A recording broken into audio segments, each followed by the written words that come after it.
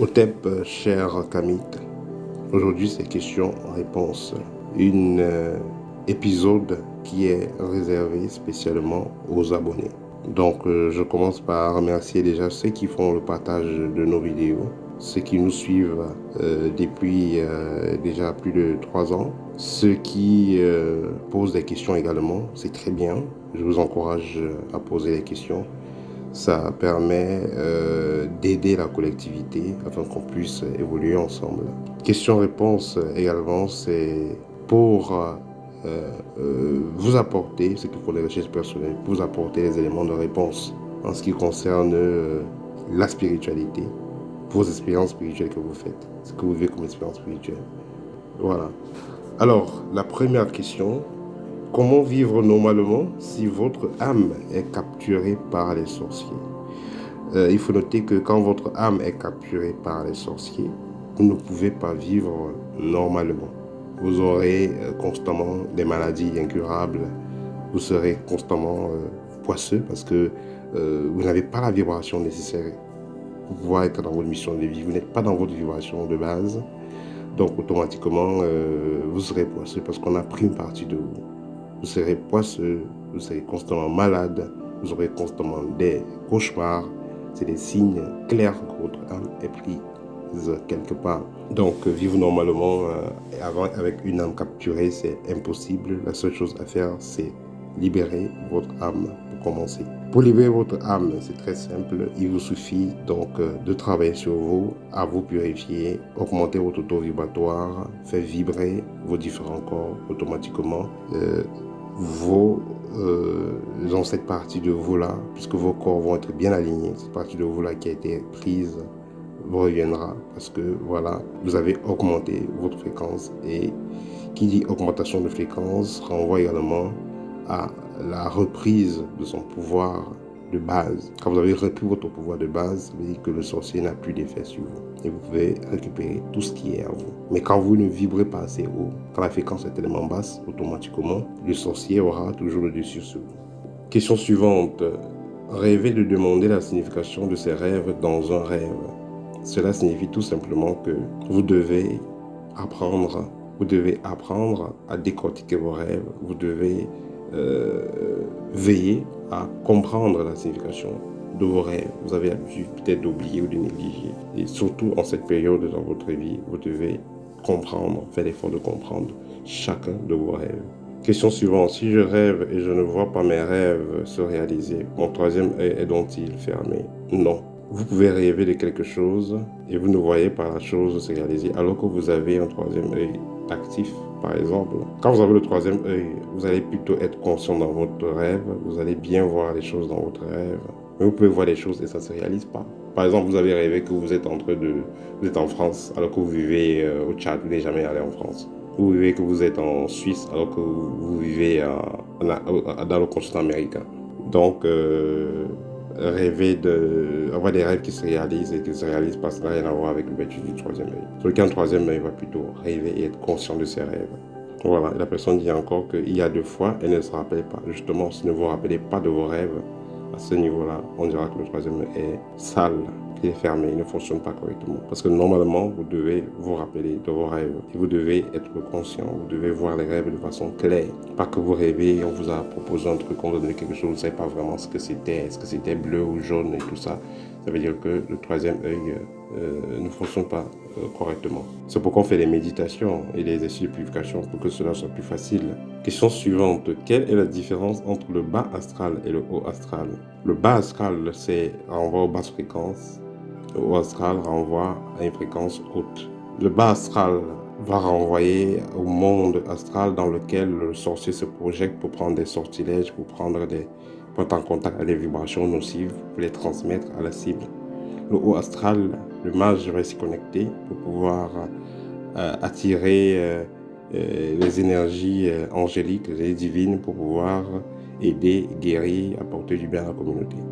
Que pensez-vous des chakras? Les chakras, c'est les centres énergétiques, on les retrouve chez tous les humains de façon identique. Ils fonctionnent de façon identique. Il n'y aura pas un chakra qu'on va dire, ben ça c'est... Il n'y aura pas une science où on va dire que, bon voilà, comme les Kabbalistes, on n'a pas les chakras. Les chakras, c'est pour les Indiens, tout ça, non. Nous avons tous ces chakras. Ça veut dire tout simplement les centres énergétiques. Ce que les Congolais appellent Bimwele. Donc les centres énergétiques. Ce sera les chakras. Est-ce mauvais de faire un pacte avec une entité du haut astral pour réaliser quelque chose d'assez grand? Si vous voulez réaliser quelque chose d'assez grand, faire le pacte avec une entité du haut astral, c'est-à-dire faire le pacte avec un ange et tout ça, ce n'est pas quelque chose d'interdit. Parce que quand vous allez même dans l'histoire, quand vous allez voir par exemple certains grands initiés comme les Moïse, David, le roi Salomon, tous ces gens-là, c'était des gens qui avaient fait des pactes, ils avaient fait des alliances avec des divinités, avec des esprits. Ils ont fait des alliances aussi avec Dieu, on va les dire aussi comme ça. Donc, quand vous évoluez à un certain niveau, vous devez faire des alliances, que vous le vouliez ou non. Parce que si je vais supposer que vous êtes la personne qui a le taux vibratoire le plus élevé dans votre village, il est clair que les dieux de votre village, qui veulent que votre village soit bien, vont vous contacter. Que vous le vouliez ou pas, ils vont vous contacter. Vous allez bien échanger avec eux.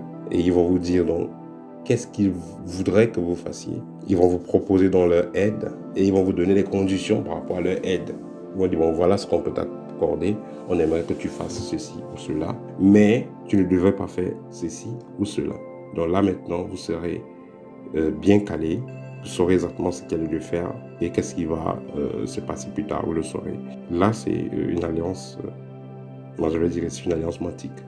Vous l'avez fait avec une entité du haut astral, donc un ange ou un archange ou les ancêtres. Parce qu'on ne donne pas certains grands pouvoirs sans alliance, sans contrat. Parce que chaque pouvoir, chaque alliance, c'est un contrat qui fera que ça marche. Qui parle de contrat, parle de conditions. Voilà les choses que tu devras faire, les choses que tu ne devras pas faire. Question suivante. Rêvez de recevoir 200 francs par une célébrité. Vous recevez des pièces par une célébrité. Célébrité, ça symbolise généralement des génies. Donc un génie qui vous donne 200 francs. Voilà, il faut voir, est-ce que c'était des pièces propres, brillantes et tout ça. Voilà, ça peut être une énergie d'abondance qu'on vous transmet. Mais quand vous rêvez, plutôt vous êtes en train de compter les pièces, vous ramassez les pièces. Là, c'est la pauvreté. Là, c'est les problèmes financiers. Vous attendez un argent, vous n'aurez pas cet argent. Les choses seront difficiles pour vous ces derniers temps. Si vous rêvez, vous êtes en train de ramasser les pièces. Je rêve où on me donne des psaumes à réciter lorsque je suis... alors que je suis Camille. Donc, vous rêvez qu'on vous donne des psaumes à réciter dans les rêves. Dans les rêves, on vous donne des psaumes à réciter alors que vous êtes kamite. Cela signifie tout simplement que vous devez faire usage de votre libre arbitre. Vous devez être conscient du pouvoir de la parole que vous avez sur votre destinée et sur votre vie, tout simplement. Un mage peut-il utiliser les esprits angéliques ou infernaux? Bien entendu, vous pouvez utiliser les esprits angéliques pour faire des travaux, voilà. Et les esprits infernaux aussi peuvent être utiles. Je vais prendre le cas de quelqu'un qui est enchaîné par un esprit infernal. Dans certains cas, il faut aller dans le bas astral. Dans certains cas, il faut descendre là-bas. Et pour descendre là-bas, vous avez parfois besoin d'entrer en contact avec le gardien de ces mondes infernaux-là. Pour que vous ayez dans l'accès et à l'effet que vous avez récupéré dans la personne de ce monde-là.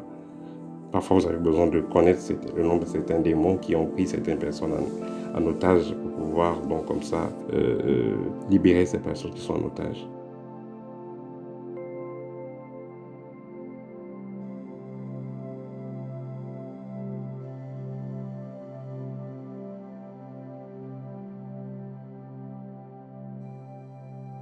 Question suivante. Qu'est-ce que le don de prémonition? Le don de prémonition, c'est le don de voir les choses avant qu'ils n'arrivent, prévoir les événements. Comment savoir quel est son don? Là, ça demande une consultation. Est-ce qu'une personne peut n'avoir aucun don? Non. Tout le monde a un don. Il y a des gens qui ont même plusieurs dons. Recette pour savoir ce que les gens pensent de toi. Bon, pour savoir ce que les gens pensent de vous, essayez tout simplement de dormir dans une vibration haute et votre esprit le saura. Si on parle de vous, vous pouvez rêver les gens qui sont en train de parler de vous, et ainsi de suite. Vous allez voir les choses. Quand on parle d'un mystique, on fait un projet sur un mystique, on va rencontrer un mystique, on va aller chez lui, tout ça. Il y a toujours des signes qui vont faire en sorte que vous sachiez ce qui en est en ce qui vous concerne. Donc, ce qui fait qu'il est très difficile de surprendre un mystique. Voilà. Surtout quand il est dans une voie matique, parce que là, il sera constamment en vibration haute. Même selon ce qui est dans une voie basse aussi, hein, parce que là, ceux qui travaillent avec les esprits du bas astral, ces esprits-là aussi pourront venir lui transmettre des messages qui vont l'aider. Comment charger énergétiquement un objet? Nous avons plusieurs façons. Vous pouvez charger un objet avec votre propre énergie. Vous pouvez charger un objet avec les énergies de certains éléments, comme par exemple des plantes, des écorces et tout, qu'on va bien concocter quelque part pour charger un objet. Vous pouvez charger également un objet avec le pouvoir du verbe, dont vous faites des invocations et vous convoquez des esprits et vous les orientez dans cet objet. Vous aurez, pour ceux qui ont acheté mon dernier livre, Guide pratique de la magie naturelle au quotidien, vous avez comme ça à l'intérieur plusieurs méthodes, comment charger un objet, charger un lieu même, voilà, agir à distance sur autrui, sur la photo. Vous avez un tas de rituels très pratiques dans ce livre-là. Qui est Sekhmet chez les Kamites? Sekhmet est tout simplement une divinité guerrière, protectrice chez les Kamites. Quand une personne meurt en sorcellerie, c'est-à-dire mangée par des sorciers, où est-ce qu'elle va? Donc, les sorciers, qu'est-ce qu'ils mangent chez la personne? Ils ont mangé le corps énergétique de la personne. Donc, il commence à être faible, même déjà avant de mourir. Il est très faible, très faible. Il y a des parties du corps qui commencent à faire mal et tout. Et la personne meurt. Voilà. Cette personne va mourir, ça va dépendre des rites qui seront faits. Puisque le sorcier abuse toujours. Si on ne fait pas des rites pour accompagner la personne qui est morte, même l'âme de la personne va être utilisée par ces sorciers-là. Ils vont l'utiliser pour faire leurs travaux mystiques, pour faire le sale boulot. Si c'est une personne qui est morte, n'a pas été mangée, donc elle a sûrement fait un accident ou voilà, on l'a assassiné. Si les sorciers ont mis la main dans son assassinat ou peut-être il a eu un accident mais il n'était pas mort, on le récupère, on l'a mis à l'hôpital, il n'était pas mort. Le sorcier peut venir, en finir avec lui mystiquement et l'utiliser pour faire qu'il soit esclave dans le plan spirituel. Voilà, il y a tellement de possibilités. Que signifie une calebasse remplie avec les miroirs? Voilà, les miroirs, quand on voit les miroirs, ça renvoie généralement à quoi? La protection, ça renvoie à quoi? Ça renvoie à la voyance également. Mais ce que je vais vous dire ici, c'est que il y a plusieurs rites à faire avec les miroirs. Donc on pourra, pour qu'on puisse avoir donc une meilleure réponse, il est important de nous donner avec plus de précision ce qu'il y avait donc dans la calebasse à part les miroirs. Est-ce que les miroirs étaient cassés? Est-ce que c'était les miroirs entiers? Ainsi de suite. C'est très important de savoir. Que pensez-vous du mariage kémite et non kémite? Un mariage kémite et non kémite, c'est deux formes de mariage entre kémite et non kémite, voilà. Kémite et non kémite. Voilà, un mariage, quand un kémite va épouser un non kémite, c'est souvent difficile. Voilà, mais l'idéal, c'est que vous soyez tous deux kémites.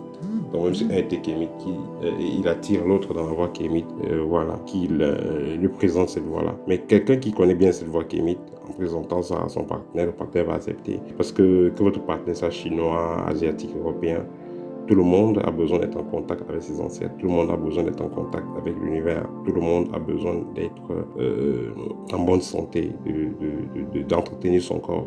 Or, c'est ça un peu le kamite. Le kamite sait entretenir son corps. Il apprend à le faire. Il sait le faire finalement. Il apprend à être en connexion avec la terre, le ciel, la nature, les ancêtres. Il le fait également. Donc ça, c'est la base pour être kamite. Donc si le blanc le fait, votre partenaire qui est blanc ou chinois ou je ne sais pas d'où, le fait, et tout en restant de la maths, alors le mariage sera excellent. Le problème qu'il y a, que si vous épousez, vous êtes ami, par exemple, vous avez épousé une femme chrétienne ou musulmane, c'est que vous décédez par exemple avant elle, et elle va faire des rites de sa religion sur vous, et ça va vous empêcher donc de mieux vous déplacer. De l'autre côté, ça va perturber votre transition vers le monde spirituel et vers vos ancêtres.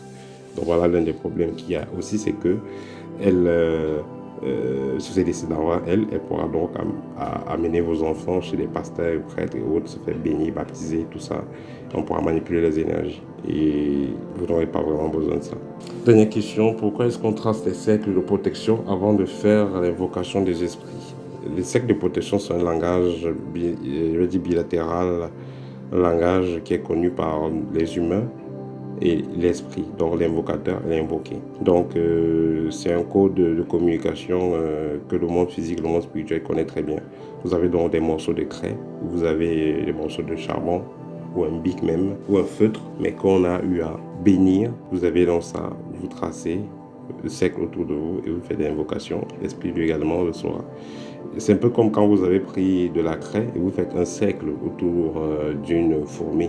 Vous allez voir que la fourmi va tourner, elle ne traversera pas le cercle. Elle peut rester là pendant des heures, elle ne traversera pas le cercle. Donc c'est des codes comme ça qui sont réels. Donc si vous avez donc préparé votre charbon, votre craie, votre feutre, quand vous avez fait le cercle, l'esprit ne traversera pas quand vous allez invoquer l'esprit parce qu'il connaît les limites. Parce que même dans le monde spirituel, il y a des règles.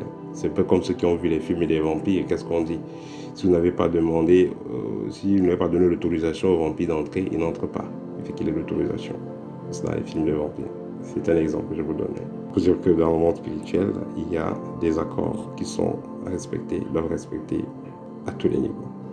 Voilà, c'était tout pour aujourd'hui. Si vous avez d'autres questions, n'hésitez pas. Si vous avez besoin d'une consultation ou bien d'un de mes livres, Art de revenir ou Guide pratique de la magie naturelle au quotidien, n'hésitez pas. Je serai heureux d'échanger avec vous. Partagez la vidéo, ça va aider.